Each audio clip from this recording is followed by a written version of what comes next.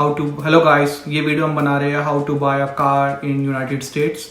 सो सबसे पहला प्रोसेस होता है, अगर आपको जो भी गाड़ी खरीदनी है, आपको क्या सबसे टाइप ऑफ कार क्या होनी चाहिए। वो डिपेंड करेगा आपकी लाइफस्टाइल पे कि आपका फैमिली साइज क्या है, आप जहाँ रहते हैं थोड़ा उसकी टरेन कैसी है, क्या वहाँ पे फ्लैट रोड्स हैं तो आप सेडान, हैचबैक, एसयूवी कुछ भी ले सकते हो। लेकिन अगर आप फॉर एग्जांपल आप माउंटेनियस रीजन में रहते हो जैसे हम हैं, तो यहाँ पे मैक्सिमम लोगों के पास ये पिकअप ट्रक्स हैं या एसयूवीज हैं, बिकॉज वो आपको ड्राइविंग के लिए ज़्यादा अच्छा विजन देता है when you are driving. Also SUVs and all गाड़ियों में पावर अच्छी रहती है, पिकअप अच्छा रहता है। तो और also SUV is good for like camping वगैरह के लिए, अगर आपको चीज़ें उसमें कैरी करनी है। पिकअप ट्रक इसलिए ईजी होता है, you have to move goods around, आप बहुत ज़्यादा सामान इधर उधर लेके जाते हो। और हाँ, बड़े फैमिली साइज के लिए फॉर एग्जांपल आप 3 रो गाड़ी लोगे, तो ये सब आपकी डिपेंड करेगा आपकी डेली लाइफस्टाइल पे, फैमिली साइज एंड रिक्वायरमेंट्स पे। पॉइंट बेसिकली आपको देखना होता है कि आपका बजट क्या है, क्योंकि गाड़ियाँ तो इतनी सारी है मार्केट में, इतने सारे ब्रांड्स है, तो आपको देखना होता है कि कौन सी गाड़ी लेनी है। तो आप एक वेबसाइट है यूएस में एडमंड्स करके edmunds.com, आप इस पे जाओ, आप अपने रिक्वायरमेंट्स वहाँ पर लिखो, अपने फिल्टर क्राइटेरियाज डालो और ये आपको दिखा देगा बेसिकली कौन कौन सी गाड़ी अवेलेबल है। और सिमिलरली ये आपको डीलर्स भी दिखा देगा विद प्राइसिंग, आप वहाँ पर सॉर्टिंग कर सकते हो by the features, by all prices. तो आप ये सब आपको डीलर के सारे जो प्राइसेस है ये सारी चीज़ें दिखा देगा। तो मतलब न्यू लेनी है तो right now we are talking about new car का एक्सपीरियंस कि कैसे न्यू लेनी चाहिए कार। फिर थर्ड आता है बेसिकली आपको कैसे खरीदनी है। एक बार आपका ये सब डिसाइड हो गया, मेरे हिसाब से आपको हमेशा अपना अपफ्रंट प्राइसिंग नहीं करनी चाहिए, आपको हमेशा लीज करनी चाहिए गाड़ी या फिर फाइनेंसिंग करनी चाहिए। फाइनेंसिंग में अगर रेट्स आपको दिखनी चाहिए कि कैसे रेट्स है, और अगर आपको कल को नियर फ्यूचर अगर रेट्स कम हो जाते हैं तो आप उसको रीफाइनेंसिंग करके रेट्स कम भी कर सकते हो। और आपको कोई अच्छा कॉम्पिटिटर अच्छे रेट्स दे रहा हो इंटरेस्ट रेट्स पे, तो आप होटल रेट्स पे, तो बेसिकली आप वो भी कर सकते हो। बट फॉर एग्जांपल अभी मार्केट बहुत खराब है तो इंटरेस्ट रेट काफ़ी हाई चल रहे हैं, तो उस टाइम में लोग क्या करेंगे? तो भी यार हाई है तो फिर आप देखोगे, आप यूज़ कार लोगे उस पर भी हाई मिलेगा, न्यू में मिलेगा उस पर भी ये मिलेगा। इस पर आप पहले अपना ऑफलाइन मार्केट में चेक कर सकते हो क्या क्या प्राइसिंग मिल रहा है, रेट्स मिल रहे हैं, और फिर आप अपने डीलर से भी पूछ सकते हो कि आपको हम कॉम्पिटिटिव प्राइसिंग वो भी कर सकते हो, नेगोशिएट कर सकते हो, और इंटरेस्ट रेट्स भी। बट ये यहाँ पे हैक होता है या टिप होता है, फॉर एग्जांपल जब भी इन्फ्लेशन होता है, जैसे कि इस आज के टाइम में इन्फ्लेशन हो रखा है, तो आपको कोई पे आप लोन लेने चाहोगे तो वो हायर इंटरेस्ट रेट पे मिलता है। But on the other side अगर आप कहीं पैसे इन्वेस्ट भी करना चाहते हैं, फॉर एग्जांपल आप बैंक सेविंग्स अकाउंट में डालोगे तो उधर भी आपको इंटरेस्ट रेट हाई मिलेगा। तो फिर आप कंपेयर करोगे, अगर मैं इस इक्वल अमाउंट ऑफ मनी को कहीं इन्वेस्ट करूँ वर्सेज मैं लोन लूँ, तो अब मतलब लोन वाला इंटरेस्ट रेट अगर कम है, जितना मैं कहीं इन्वेस्ट कर रही हूँ उससे कम है, तो फिर आपको लगेगा ठीक है I can go for loan. लेकिन अगर लोन भी उतना ही का पड़ रहा है, फिर आप थोड़ा कोशिश करोगे उसको ऑफसेट करने का, या दूसरा ऑप्शन जो शोभित ने बताया, आप उसको फ्यूचर में रीफाइनेंस कर सकते हो at a lower interest rate. So ये सब मैथ आपको थोड़ा करना पड़ेगा। तो बेसिकली फिर आते हैं फाइनेंसिंग या फिर लीज में भी आप डिपेंड से लीज लेते हो, आप वो पैसे डाल ही देते हो, अल्टीमेटली वो आपको ओन ही करना पड़ता है वो गाड़ी, और फिर आप बेच सकते हो उसको। तो लीज आप ये मत समझिए कि 3 साल के लिए आपने रेंटल ले ली और उसके बाद आपने बेसिकली दे दी कंपनी को, वो बिल्कुल नुकसान है मेरे हिसाब से। आपको ले उसको और फिर उसको आप सेल करो। लीज में काफ़ी लोग बेसिकली मतलब नेगोशिएट अच्छा करते हैं डीलर्स के साथ, और सेकेंडली अगर आपके पास मतलब मंथली रेट जो होता है आपका वो कम हो जाता है, तो पर लीज के अंदर काफ़ी इंट्रिकेसीज आती है, आपको थोड़ी स्टडी रिसर्च करनी पड़ती है बेसिकली तो उसमें भी थोड़ी निटी-ग्रिटीज रहती है लीज के अंदर। तो हाँ, लीज का ये होता है कि उसकी कुछ मतलब ऐसे लीज ऐसे ऑपरेट करती है, कुछ लोग दे से इट एज, जैसे फॉर एग्जांपल मुझे आज एक गाड़ी पसंद आ गई बट मैं आज उसका फुल अमाउंट नहीं पे करना चाहती और ना मैं एक यूज गाड़ी लेना चाहती हूँ सेम मॉडल की, तो मैं कहूँगी मैं आज उसको लीज पे ले रही हूँ और 2-3 साल बाद मैं उसकी डेप्रिशिएटेड वैल्यू बची हुई डीलर को पे करूंगी। बट फॉर एग्जाम्पल एक स्टैंडर्ड सेडान कार है, फॉर एग्जाम्पल जो है ही 25,000 की, तो मान लीजिए कि 1 साल या 1.5 साल या 2 साल के बाद वो 25,000 से 20,000 होगी, बट वो 15,000 कभी नहीं होगी उसकी डेप्रिशिएटेड वैल्यू।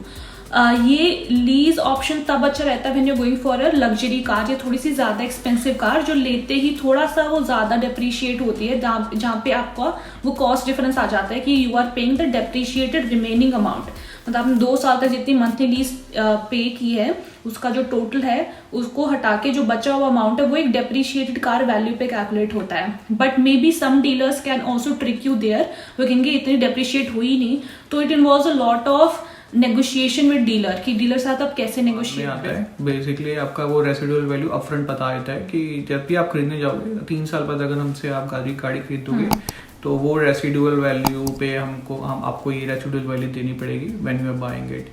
सो डीलर की वो अपफ्रंट रहती है। डीलर की एक और होता है फैक्टर का I think price factor something होता है जो हल्का सा APR टाइप बोलते हैं, वो भी आपको देना पड़ता है। तो थोड़ा निटिग्रिटीज रहती है लीज के अंदर, पर अगर आपको फाइनेंसिंग में अच्छा इंटरेस्ट रेट मिल रहा है तो मतलब आप फाइनेंसिंग भी करवा सकते हो गाड़ी को। वरना लीज पे क्या होता है कि लिमिटेड माइल्स होते हैं, that is one of the cons. अगर आप ज्यादा चलाते हो गाड़ी तो वो हमेशा आपके माइंड में रहेगा कि 10,000 चलेगी, 12,000 चलेगी। दूसरा प्रॉब्लम ये भी है ना लीज के साथ में कि आप बंद के रह जाते हो उसी गाड़ी के साथ 1-2-3 साल तक, जब तक लीज है। यू आर लाइक मुझे अब नहीं रखनी गाड़ी, मुझे गाड़ी चेंज करनी है। बट मतलब आप जैसे रेंट में होता है, हम लीज में आप ट्रैक हो जाते हो, जैसे कि लीज ब्रेकिंग फीस होती है, फिर वो पे करके निकलो, तो वो भी इट्स नॉट हमें इतना ज़्यादा अम्यूजिंग नहीं लगा। 2-5%। और अगर मतलब डिमांड कम है, सप्लाई बहुत ज़्यादा है और डीलर की वो जो गाड़ी काफ़ी टाइम से उसकी लॉट पे खड़ी हुई है तो आप और अच्छा डिस्काउंट ले सकते हो। देखो कैसा है, सब बढ़िया है, गाड़ी में कोई स्क्रैचेस वैचेस कुछ नहीं है जो आप लेने वाले हो, क्योंकि वही आप लेने वाले हो गाड़ी। और आप देखो सब अच्छा लगे, साथ एसेसरीज के नंबर होते हैं, टैक्स और रजिस्ट्रेशन तो होता ही है। तो वो आप अगर आपको लगता है सब बढ़िया रहा तो आप बेसिकली मतलब फाइनल प्राइस आप डीलर्स के साथ डील करते हो। इसके साथ वंस आपका हो जाता है तो आप फाइनेंस टीम के पास भेजता है, फिर आप फाइनेंस टीम के पास जाते हो और फिर बेसिकली वो ये देखते हैं आपकी फाइनेंसिंग, आप जो लोन अगर ले रहे हो आपका प्री अप्रूवल लोन है तो बहुत अच्छा है, आपका टाइम बहुत बच जाता है। और लेट से अगर आप डीलर से फाइनेंसिंग करवा रहे हो तो डीलर फिर टाइम लगाता है आपकी पूरी सकता है। एक वंस आपको फाइनलाइज हो गया कि कौन सा मॉडल है गाड़ी का, बिकॉज वो डिटेल्स पूछते हैं। और अगर नहीं भी होता तो वो बाद में आप मतलब देख सकते हो कि आपको कितनी गाड़ी की ऑलमोस्ट कितना आपका बजट है, उस हिसाब से आप प्री अप्रूवल ले सकते हो। और तो सारी क्रेडिट अलग अलग टाइप के बहुत सारे यूनियन क्रेडिट्स है, और अगर आप जैसे ही भूल करोगे तो बहुत सारे आ जाएंगे। तो बैंक्स तो है ही और यूनियन क्रेडिट्स भी है। बेसिकली क्रेडिट यूनियन से जब आप लोन लेते हो तो एक तो लोन होता है इंटरेस्ट रेट वाला, जैसे 4% 5% पे, पर लेट से आपने कोई पेमेंट गलती से मिस कर दी और ये नहीं दे पा रहे तो वहाँ पर जो क्रेडिट यूनियंस होते हैं एज कम्पेयर टू बैंक बहुत ज़्यादा चार्ज करते हैं वो मिस पेमेंट पर। तो वो इसी पे वहीं पे वो पैसे कमाते हैं। बट यस, अगर आपको लगता है कि आप सारी सफिशिएंटली पेमेंट कर दोगे टाइम टू टाइम तो आई थिंक फाइनेंस टीम से जाने के बाद आप ये वाला एक्सटेंडेड वारंटी करवा सकते हो, आप मेंटेनेंस प्लान ले सकते हो, डिफरेंट मेंटेनेंस प्लान्स है। आप बेसिकली यहाँ पर सब कुछ यूएस में मंथली पेमेंट के हिसाब से चलता है कि आपको लेट से आपने $500 की गाड़ी पड़ रही है अभी, तो जैसे ही अपनी चीज़ें ऐड करी तो वो ऐसे बताते हैं $600-700 पर मंथ। वो कभी आपको ऐसे नहीं बताएगा कि आपकी टोटल गाड़ी लेट से 25,000 की थी वो 27 की हो गई, अब 28 की हो गई। तो आपको बाय मंथली करते हैं, तो इससे आपको लगता है कि $600 तो मैं दे ही दूंगा, पर ओवरऑल गाड़ी की जो वैल्यू है वो बढ़ गई है जो आपके बजट में नहीं थी इनिशियली जो आपने। तो फाइनेंस टीम में बेसिकली आप जो भी वंस आपने लगता है कि सारे पैकेजेस हो गए तो आपसे बंच ऑफ पे डॉक्यूमेंट साइन करवाएगा।